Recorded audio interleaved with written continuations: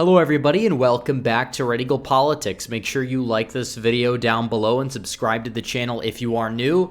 So we're 31.5% done with Joe Biden's presidency. That is the good news, but the bad news is also that we're just 31.5% finished with Biden's presidency. 68.5% is still remaining. However, the good news is that we are over 60% of the way until the midterms, which are going to be taking place in approximately 6 months, where Republicans will have a chance to severely limit the power and the amount of damage that Joe Biden's presidency can do. And it will essentially have the opportunity to make him a lame duck. And if you've been following the channel, you would know that we've been covering a lot of content regarding the 2022 midterms, because that's really been the story of the year and what will be the story of the year when Republicans take back the House, take back the Senate, take back a lot of these state houses across the country.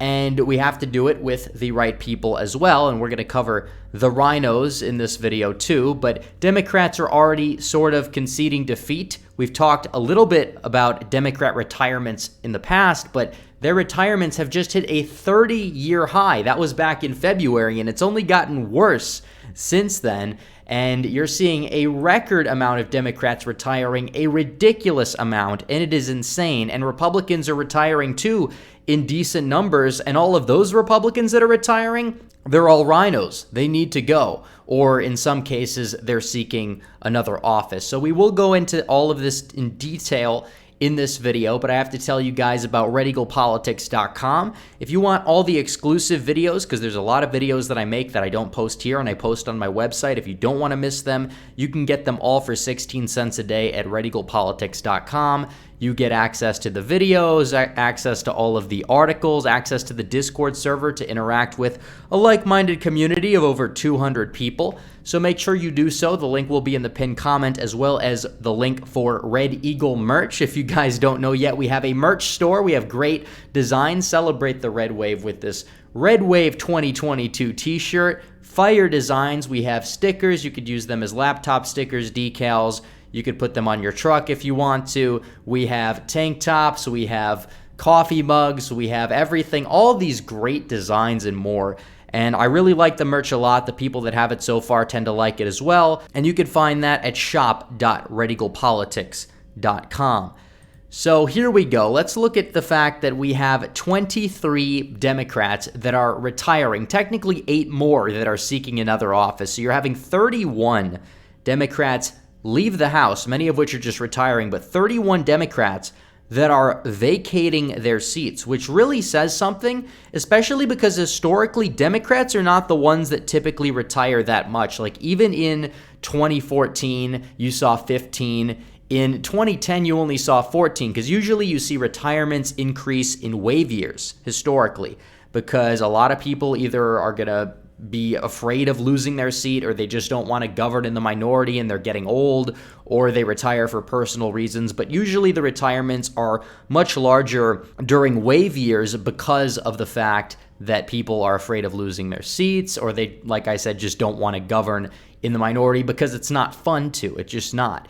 And Republicans, when they got completely destroyed across the board in 2008, you saw 27 Republicans retire. You saw 26 of them retire in 2018. You only saw 13 of them retire in 2010. But typically, Republican retirements tend to be a lot higher. I really think it's because Democrats in the House might be younger on average. I'm not entirely sure, but that's a good theory that I have off the top of my head. But that's a little bit beside the point. The bottom line is Democrats historically retire less. And besides 1992, for some reason, when you had 35 retirements, they have not retired any more than, I believe, 25 people, or 20. It was 28 in 1996. But retirements significantly are increasing for them, and they have 31 retirements on the board right now. 31, taking everything into consideration. Some are seeking higher offices. A lot of them are going to lose, by the way. Like you have Connor Lamb. He'll lose his primary. Peter Welch might win there. But Tim Ryan's going to lose, Charlie Crist is going to lose, Val Demings is going to lose, Karen Bass, I'm not entirely sure what she's running for. She might be able to win if it's California. But you see a lot of these other characters that are retiring are likely going to lose re-election, whereas a lot of the Republicans that are retiring that are fairly solid, like Jody Heiss, sadly, we all know about the Mo Burke situation, but it is still possible he pulls off a win if he can make the runoff. And then you have Ted Budd and obviously Lee Zeldin. Like, a lot of these people are either going to win or they actually had a clear shot to win their primary. Louis Gohmert is the example of that. He came surprisingly close for the AG race. Had he entered it a little bit earlier and had he gotten Trump's endorsement, he probably would have been carried to the finish line, at least to make the runoff, and he would do very well in the runoff. But it is what it is. But either way, that's beside the point. But you look at the retirements and you see the fact that you have so many Democrats retiring, just conceding defeat and giving up should tell you something.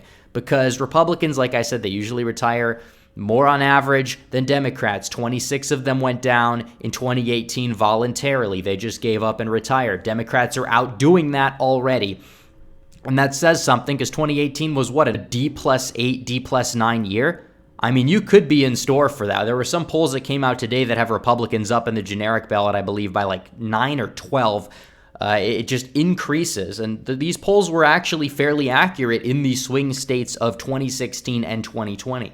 So that should tell you something, especially as the other polls tend to have more voters that are undecided, that also disapprove of Biden, that will likely come home to the Republicans at the end of the day. It really says something.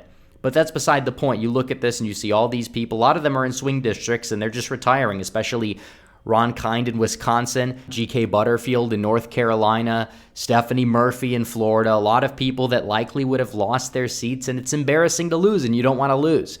And a lot of the Republicans that are voluntarily retiring are total and complete RINOs. This is true.